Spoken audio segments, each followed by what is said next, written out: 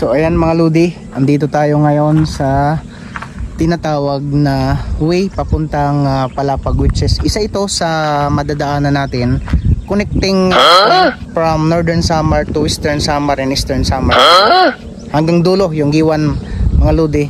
So kung makikita nyo, ito yung pinag-uusapang daan na kung saan ito yung tinatawag na Simura Bridge. So ayan mga ka-sounds, nung nakaraang June 28, 2022, fully completed ito na merong 11.60 km. According sa DPWH, nagbukas ang Simura Bridge na merong 8 km of the Samar Pacific Coastal Road. So isa pa to sa napabilang sa Build program. At nagkaroon ito ng kabuang gastos na umabot, could you imagine, 1.26 billion pesos. Pacific town of Northern Samar mula sa Simura Junction and traverses to the remote coastal villages of Lawang and Katubig, including Palapag.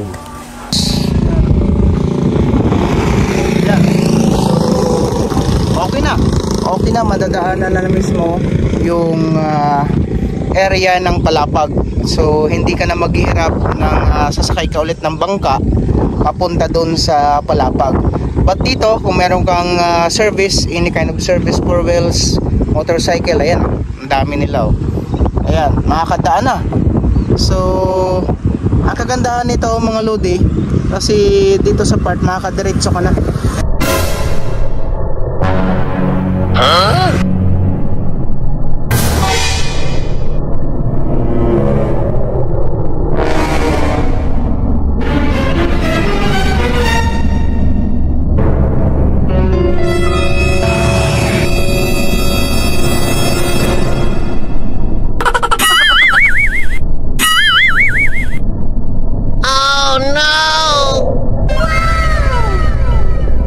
Diba?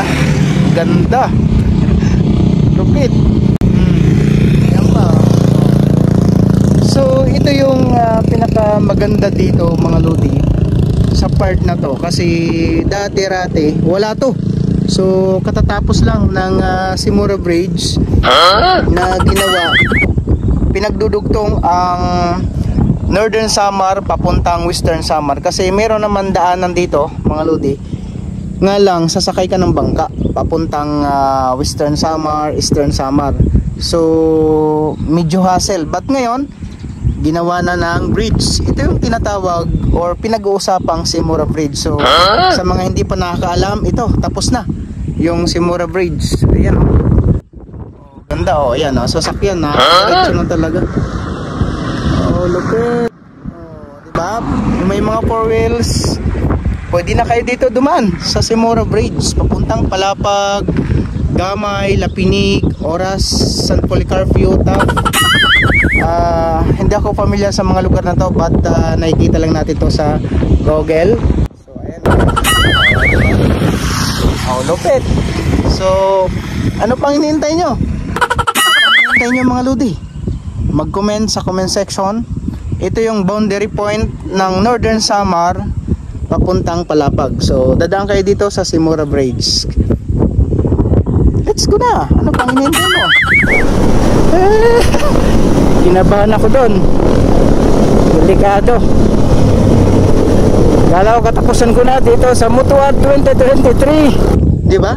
Ang ganda. Diretso na mismo dito. Hindi ka nadadaan ng bangka. Pero para doon sa mga gustong magbangka, pwede rin. Ngayon, gusto mo ma-explore yung bangka papuntang Palapag, nasa sayo yan mga Lodi. Kung meron kang service, dito ka nadadaan. Nga lang, ingat tayo kasi hindi pa to ispalto. Ayan, oh, katatapos pa lang. Ayan pa yung mga gamit nila. So ayan, tingnan natin yung drone shot natin dito. Alright. I don't wanna go out on my own. Maybe we could stay and make a home. It's written on my heart and in my soul. You're the one good thing. And I don't think I've ever been so low, 'cause losing you was worse than losing hope. And baby, I could never let you go. You're the one good thing I know.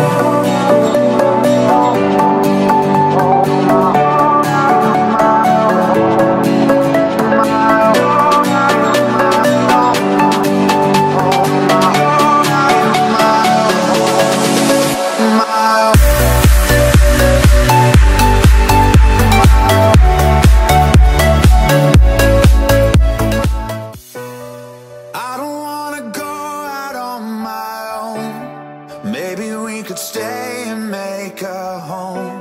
It's written on my heart and in my soul. You're the one good thing. And I don't think I've ever been so low.